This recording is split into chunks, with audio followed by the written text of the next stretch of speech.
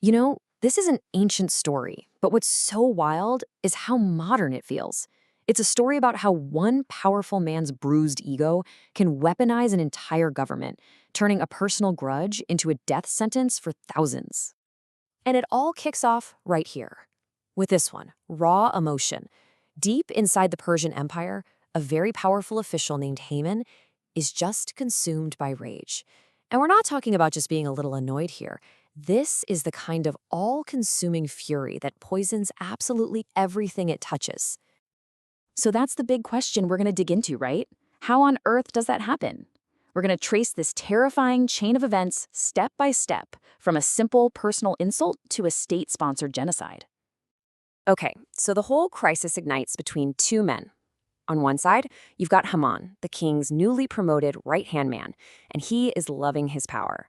And on the other, you have Mordecai, a Jewish man who works at the king's gate. Their worlds are about to collide in the worst way imaginable. So picture this, in the Persian court, bowing to a big shot like Haman, that was just what you did. It was protocol. But Mordecai, he doesn't do it. Now, the text doesn't really spell out why, but this refusal is a very public, very direct challenge to Haman's authority. And believe me, Haman notices. In Haman's reaction, this is where the story gets really, really dark. He doesn't just go after Mordecai. Nope. His anger is so huge, so completely off the rails, that he decides to punish not just the man, but his entire people. I mean, just look at this. The jump from the offense to the punishment is just insane. On one side, one guy refuses to bow down. On the other, a plan for total and complete annihilation. The text literally says that Haman thought it was beneath him to just get rid of Mordecai alone. He wanted to destroy all of Mordecai's people. And this really gets to the core of it, psychologically speaking. This isn't just about politics. It's a perfect case study in how a fragile, wounded ego, especially when that ego belongs to someone with immense power, can explode into mass violence.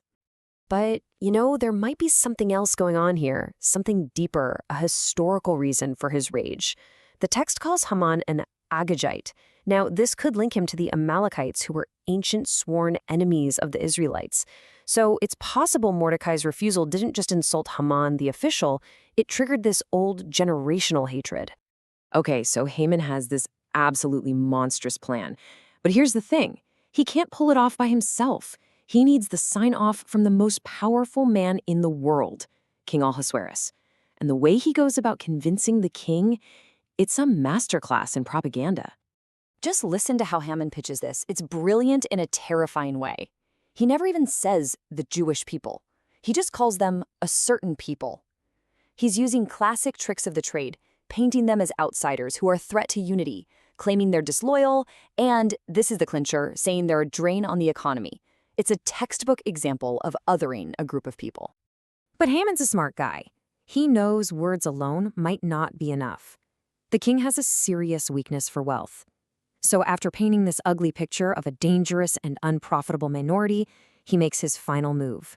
He offers the king a bribe that is just staggering. 10,000. It's such a huge number, it almost doesn't feel real.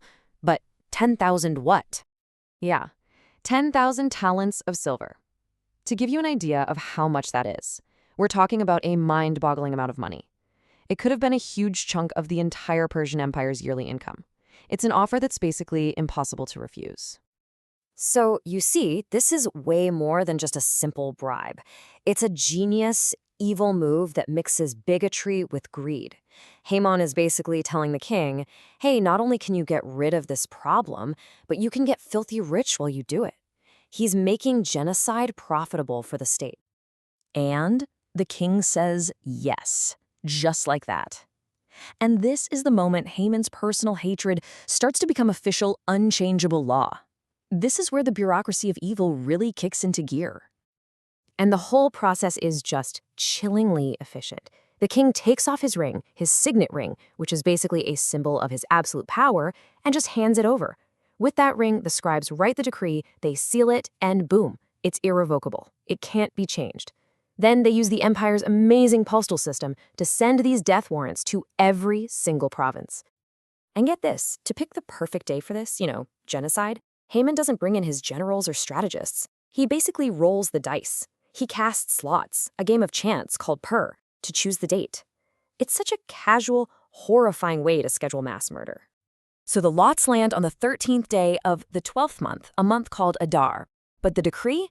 That goes out right away, in the very first month. That means for almost an entire year, an entire population has to live, knowing the exact date they're all supposed to be killed.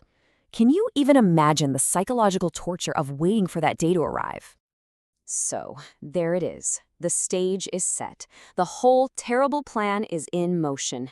One man's personal grudge has been successfully laundered through the state, and an entire population is now officially, legally condemned to die. And here's the most terrifying part. There was no appeal, no court you could go to. The law was the law, and it couldn't be changed.